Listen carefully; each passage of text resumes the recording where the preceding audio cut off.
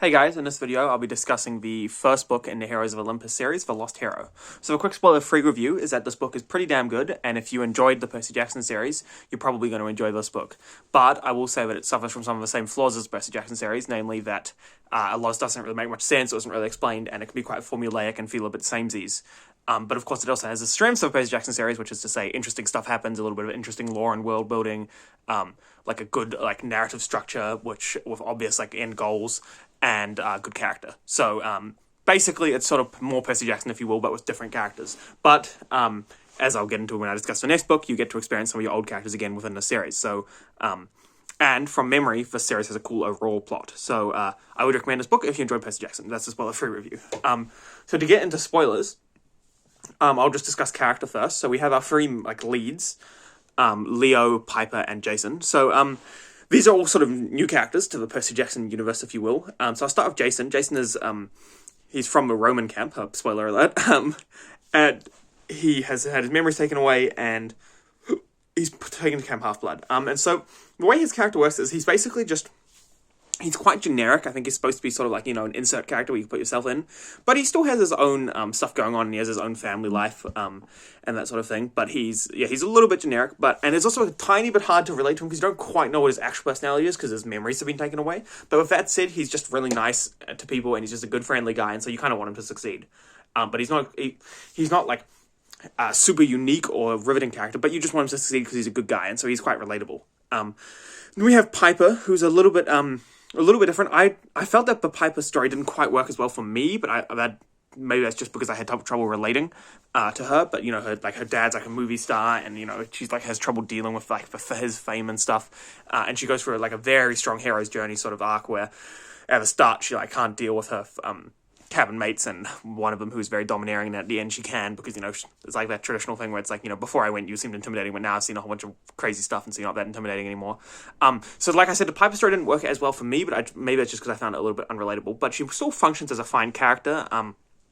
She's interesting, she's got some conflict, and she's not obnoxious or annoying, or none of these characters I didn't like, which is good, because when you're introducing new characters to a series, what can happen is, because readers are attached to the old characters, when you introduce new characters, it can create a little bit of resentment towards those new characters, because I want to see my favourite characters again. But no, I didn't have that feeling with any of these guys.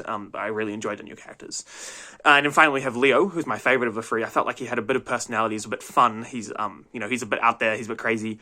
And I just really enjoyed him, and I think perhaps I related to him a little bit as well, because I'm also a bit skitsy, and so I kind of enjoyed the character of Leo, and I enjoyed him doing his thing, and sort of being doing the wrong thing at the wrong time, but it's sort of kind of working out. And I just enjoyed Leo. He's probably my favorite character. And then we've got a couple of supporting characters, we've got Gleason Hedge, who's the coach, who's kind of funny. He's a satyr who thinks he's a lot cooler than he is, but it kind of works, and you kind of relate to him in a funny sort of way. You're oh, you old goat. Literally, you old goat, actually. So yeah, that's kind of it for the major characters. There's a few other new characters which I'll discuss in plot, antagonists and stuff. Oh, I should talk about antagonists, I guess, as characters. We have Enceladus and Porphyrion as so Enceladus is the giant who's rising in, who's just sort of gianting, and he's just a generic villain. Not very compelling, he's just literally a generic villain, I will bring down Olympus, sort of thing, and I'll discuss that a little bit towards the end of the review. And then there's Porphyrion, who's a little bit more interesting. He's just a big Chad giant, but same sort of thing, he's a generic I will bring down Olympus sort of giant. And then there's Hera, who, or I guess Juno, depending on her aspect, and she functions as just a normal sort of Percy Jackson style god who doesn't provide much information and is generally pretty useless. So to get into plot, and that's where I had some gripes with this book in certain ways. So first of all, and on a sort of broad scale, the plot kind of works. They're going from place A to B. They have to, by the winter solstice, stop Hera from being consumed and bring Porphyrion back, else bad things will happen. And so the plot, in a basic sense, is kind of a functional plot. You're going from place A to B to prevent something from happening. And when you need to be at place B, and so in theory, it's all sort of all works. But where I felt it fell down a little bit was that it sort of fell into that formulaic, almost episodic style feel. So it's we will deal with this problem, and then this problem, and this problem, and this problem, and this problem before we get there. And it sort of felt instead of a rising curve of action, it just kind of felt up and down and up and down. And some of the stuff just felt a bit generic. For example, we have the thing, we had twice in this book, maybe even 3 times, generic Percy Jackson thing, where Percy Jackson goes to, not Percy Jackson, sorry, Jason and Piper and Leo, in this case, go to go to a place and they meet a mythological creature and or old dead person. But then they realize an old dead person is bad. They have trouble deciding that they're bad, and by the time they know they're bad, they have to fight their way out, you know? And we get that, in this book, we get that with Midas. Turns out Midas was bad. What a shock. We get that with, that lady in the department store, I forget her name, Medea, I think. And we get that with, the two wind gods, you know? And it's like, we've seen this pattern so many times before. You know, go to a place, meet a person, figure out they're bad, deal with them. And, like, it's not like it's bad. Like, it's still fun to see the characters deal with that, and do their own thing. But it just sort of feels like, it's kind of like an episodic sort of generic structure to these books.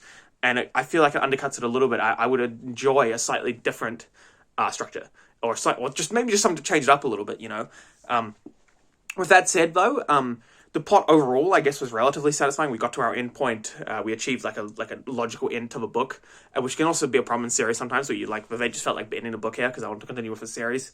But in this, you know, we get a relatively logical conclusion to the series. But I will say that with that said, it did feel a little bit kind of I guess kind of stilted at the end because we're supposed to have rescued Hera, and if we were told at the start, like our stakes were, you know, if you rescue Hera / Juno, then Porphyrion won't rise. But of course they rescue her and Porphyrion does rise. And also the death of Enceladus was just really unsatisfying. Zeus just kind of lightning strikes the mountain and he disappears. And it's like, well, if you could have done that from the start, why didn't you just open with that, you know? And so I think that a lot of this book was undercut by my biggest problem with Percy Jackson books is that nothing makes any sense at all. Power levels aren't established. Like people's abilities aren't established. What the gods can and can't do isn't established. Why they do certain things isn't established. Like nothing makes any sense. And so it's just very difficult to sort of like have any stakes and fights and stuff when you're like, oh, okay, I guess they're just going to defeat this guy by Zeus just lightning bolting. Why didn't he open with that? Why didn't? And, you know, you get constantly throughout this book, another complaint I have is constantly throughout this book, we have the same thing where it's like, I'm going to tell you X. Oh no, I got interrupted. Or I'm sorry, I can't tell you that. Or so much stuff where it's like, if a person would, if that was me, and I was like, I don't know, dropped in some weird camp, I'd be like, I'm insisting you tell me this. I'm not leaving until you tell me this, right? But in this book, and this happens all over Percy Jackson. People just accept not being told extremely important information, and people just don't tell people extremely important information, or they let themselves be interrupted. Like if I was going to tell you an extremely important secret, I might just finish my sentence before like running off to do whatever it is, you know. And this just happens constantly, and it really feels like unsatisfying. Like, I don't mind when information is kept from a reader, but it just feels unsatisfying when information is kept from a reader via the same method over and over and over again. But with that said, you know, I've been complaining about this book for like 3 minutes. With that said, I still read it and I still listened to it and I still really enjoyed it because it's got kind of that typical Rick Riordan, like kind of fun, Percy Jackson-ish vibe with like fun and interesting characters doing interesting things. And the plot is like ultimately like stuff is happening and you just got cool characters and you want to follow them. And I think a lot of it is also the world building. Like you want to see like every time you see a new mythological creature or a mythological person, it's just fun seeing how he represents them and how he deals with them. And he's just got a fun and enjoyable tone. And so even though I have always complaints about the story, I will say that I still actually enjoyed this book and would actually recommend it, like I did at the start, you know. So I guess don't take my complaining too seriously because I have these complaints, but I still enjoy it, kind of despite that, you know. So with all of that said, even though I've been complaining for ages, like I said, I'd still recommend this book, particularly if you're a Percy Jackson fan, because if you're a Percy Jackson fan, you're guaranteed to like this. If you're not a Percy Jackson fan, I might recommend starting with Percy Jackson. But you could start with this. It doesn't require previous knowledge, but it is like very helpful. Because a couple of things might be confusing to you otherwise. But yeah, I really hope that you enjoyed this video, and thank you very much for watching. Have a great day.